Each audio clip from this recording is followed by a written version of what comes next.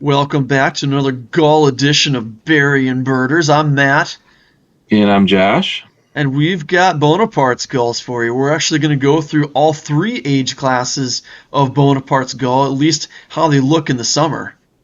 Absolutely. So Bonaparte's Gull in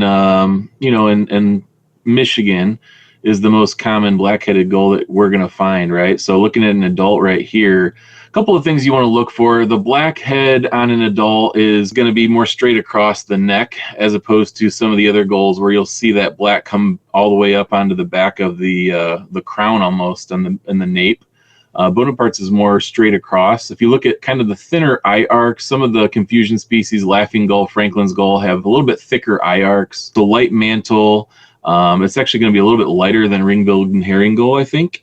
And then the pink legs, right? So this is a bird where the legs are going to stick out a little bit compared to some of the other gulls that we're used to seeing. Yeah, Laughing Gull is black. I think Franklin's off the top of my head is black legs, but don't quote me on that. Watch me be thinking of Kittiwake, but it's not a Franklin's based on the shape of that hood.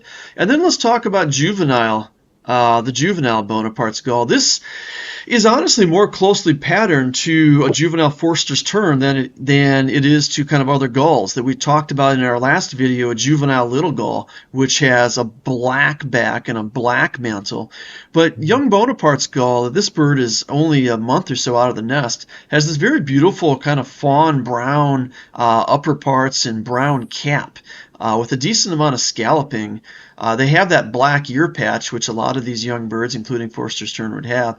But the bill is still thicker than what a tern would have. You can still tell that this is a bill that's designed to be kind of picking at the surface, or in this case, picking at its belly feathers, rather than a dagger to try to stab into things. You get kind of those pretty gray wing coverts that we talked about, that Josh and I were talking about beforehand, which is something a lot of kind of these gulls, the young gulls, will be showing. Absolutely. And, just going back to our previous video with the little gull, I just look at this bird and I see a lot of similarities with just a little bit less contrasty, right? So it's just more that brown color you were talking about rather than black.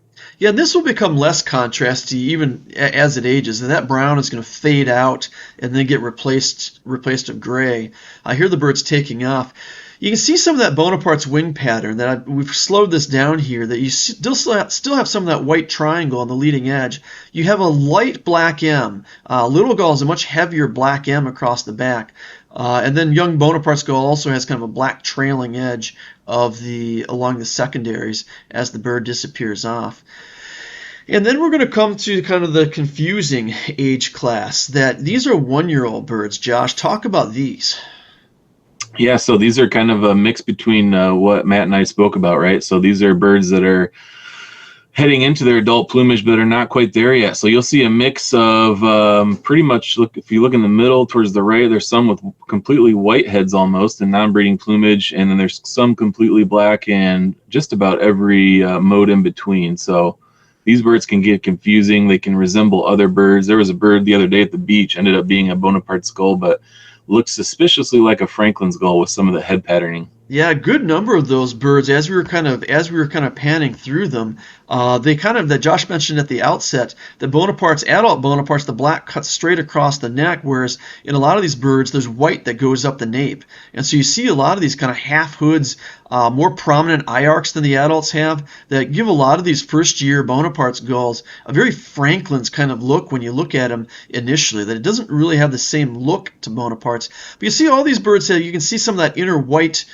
triangle in the primaries, that all of these young 1-year-old Bonapartes have that the adult didn't have. That's one of the ways that you can kind of see with that kind of white triangle. As I'm not sure if the birds molt or exactly what, but they're just revealing a lot more of it than what the adult has. But so hopefully this helps you understand Bonaparte's gull in summer in the greater Midwest.